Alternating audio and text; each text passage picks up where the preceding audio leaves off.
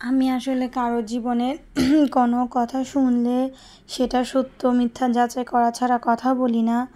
তো আজকে ২ দিন আমি যা দেখতেছি ইউটিউব খুললে হচ্ছে যে লেখালেখি, ভিডিও বানানো হুজুরকে নিয়ে। তো সেজন্য হচ্ছে যে আর না বলে আজকে পারলাম না, সেজন্য বলতে চলে আসলাম।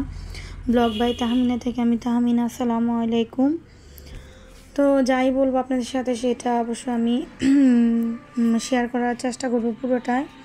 তো আমাদের বাংলাদেশের একজন জনপ্রিয় বক্তা, উনি আমারও খুব প্রিয় একজন হুজুর ছিল। আমার খুব ভালো লাগতো ওনার কথাগুলো, ওয়াজ আমি খুব শুনতাম ওনার। তো শেষ পর্যন্ত যে তার জীবনে এভাবে প্রশ্নবোধক চিহ্ন পড়বে সেটা আসলে কখনোই আমি বুঝতে পারতেছি না, বা কীভাবে এত বড় একটা প্রশ্নবোধক চিহ্ন পড়লো না চরিত্রের ব্যাপারে। তো তাছাড়া হচ্ছে যে সব স্বামীর চরিত্র একমাত্র তার স্ত্রী জানে। তো তার স্ত্রী যেহেতু হচ্ছে যে তার চরিত্র নিয়ে কথা বলতেছে, তেমনই হচ্ছে যে আবু তোয়া মোহাম্মদ আদনান হুজুরের চরিত্র নিয়েও তার স্ত্রী কথা বলতেছে। তো সেজন্য হচ্ছে যে আসলে কী বলবো ওইটাই ভেবে পারতেছি না যে আমি কোত্থেকে কী শুরু করব না করব। তো যাই হোক, উনি ওনার স্ত্রী নাকি হচ্ছে যে ওনার ফেসবুক পোস্টে হচ্ছে যে একটা পোস্ট দিছিল, এভাবে অনেক বড় পোস্ট দিছে যেটা আমি নিজেও পড়ছি। তার 15 বছর পূর্বের কলেজের লাইফের গার্লফ্রেন্ড, সে খুব ডিসপারেট হয়ে নাকি তাকে চাইতো। তো কী কারণে আসলে তাদের বিয়ে হয়নি বা কেন ওদের সম্পর্কটা জড়া হয় নাই, তো সেটা আসলে তারাই জানে।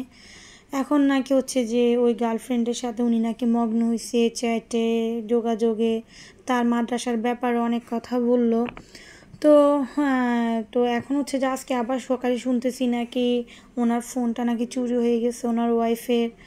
তো এখন শুধু এতটুকুই বলবো যে ভাই বোনরা যারাই যা বানাও ভিডিও, ঠিক আছে, সত্য কি সেটা আগে যাচাই করো। হ্যাঁ, সত্য জানা ছাড়া কখনো কারো চরিত্র নিয়ে এভাবে কথা বলা আমার মনে হয় না ঠিক হয়।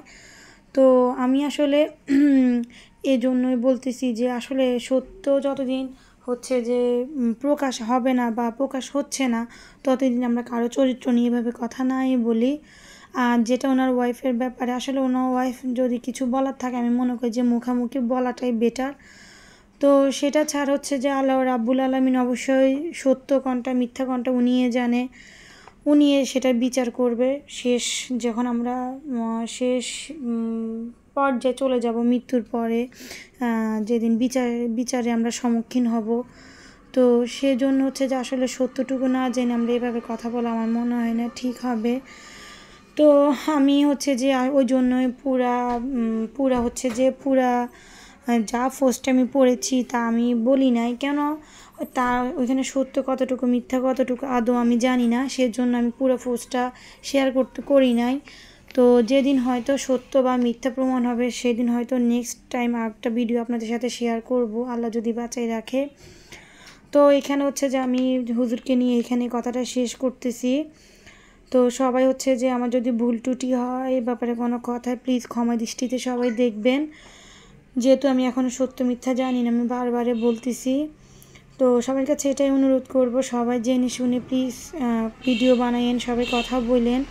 তো কেউ ভিউ ব্যবসার জন্য ভিডিও করেন না এই ব্যাপারগুলো নিয়ে, আসলে এগুলো মানুষের একজন জীবনের ব্যাপার। এভাবে হচ্ছে যে আসলে কারোর জীবন নিয়ে কথা বলা আমার মনে হয় না যে ঠিক হয়। তো যাই হোক, আমার হচ্ছে যে আজকে ঘরে তেমন কিছু ছিল না, জাস্ট ডিম ছিল, ডাউল ছিল, চাউল যেটা সাধারণত থাকে অল্প কিছু মশলা, তা দিয়ে হচ্ছে আমি ডিম খিচুড়ি করে নিলাম আজকে আমার ঘরে থাকা অল্প কিছু উপকরণ দিয়ে। কে কে ডিম খিচুড়িটা খাইছেন সেটা অবশ্যই কমেন্ট বক্সে আমাকে জানাবেন। আর হচ্ছে যে আমার ভিডিওটা ফুল দেখছেন যারা যারা সবাইকে অসংখ্য অসংখ্য ধন্যবাদ। যারা ফুল দেখো নাই তাদেরকে নেক্সট টাইম আবার আমন্ত্রণ করতেছি ফুল ওয়াচ করার জন্য। আর লাইক কমেন্ট অবশ্যই করে দিবা, একটা শেয়ার করে দিবা সাথে। পুরো ভিডিওটা জুড়ে থাকার জন্য অসংখ্য অসংখ্য ধন্যবাদ। লাস্টে শুধু এতটুকুই বলবো, আমার যদি কোথাও ভুল হয়ে থাকে আমাকে সবাই ক্ষমা দৃষ্টিতে দেখবেন। সবাই ছোট বোন হিসাবে সবাই ক্ষমা করে দিবেন যদি কোথাও ভুল বলে থাকি কোনো কথা। তো সবাইকে অসংখ্য অসংখ্য ধন্যবাদ আবারও, সবাই পুরো ভিডিওটা জুড়ে থাকার জন্য অসংখ্য অসংখ্য ধন্যবাদ। আল্লাহ হাফেজ, আসসালামু আলাইকুম।